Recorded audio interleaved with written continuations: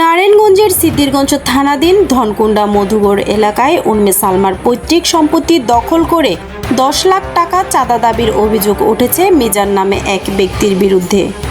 অভিযোগকারীর উম্মে সালমার দাবি, তিনি তার পৈতৃক সম্পত্তিতে দেয়াল দিয়ে বাউন্ডারি নির্মাণ করেন। এরপর মিজান তার দলবল নিয়ে ওই জায়গা দখলেরও চেষ্টা করে।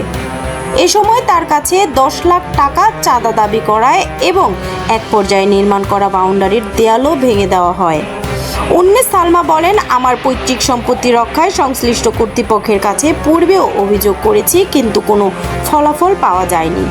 স্থানীয় সূত্রে জানা যায়, মিজান বহুদিন ধরে এলাকায় নব্য বিএনপি ক্ষমতাবান ব্যক্তিদের সঙ্গে যোগসাযোগ করে মাদক ব্যবসা পরিচালনা করে আসছে। প্রভাবশালী ব্যক্তিদের ছত্রছায়ায় থাকায় তার বিরুদ্ধে একাধিক অভিযোগ উঠলেও কার্যকর ব্যবস্থা নেওয়া হয়নি। স্থানীয়দের দাবি, মাদক কেনাবেচার কারণে এলাকায় পরিবেশ ও আইনশৃঙ্খলা পরিস্থিতির উপর নেতিবাচক প্রভাব পড়ছে।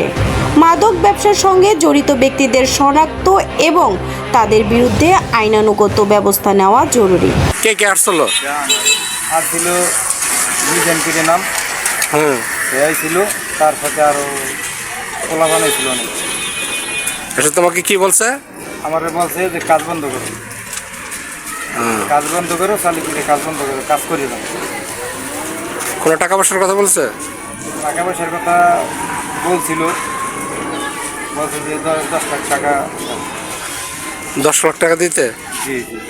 এই জায়গাটা মূলত আমাদের ছিল, আমরা বিক্রি করে ফেলছি। তো এখন আর কি এই জায়গার ভিতরে আইসা আর কি যাদের কাছে বিক্রি করছি তাদের কাছে আইসা, ঠিক আছে, এই জায়গার ওই যে ওয়াল করছে, ওয়াল আর কি ভাঙ্গে হয়ে গেছে, ঠিক আছে, টাকা লাগবো আর কি 10 লাখ টাকা দিয়েছে।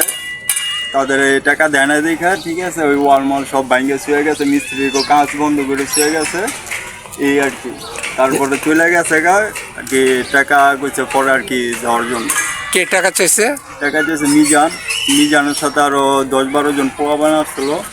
এ ঘটনায় সুষ্ঠু তদন্ত করে সম্পত্তি রক্ষা এবং অভিযুক্তদের বিরুদ্ধে আইনানুগত ব্যবস্থা নেওয়ার দাবি জানিয়েছে উম্মে সালমা।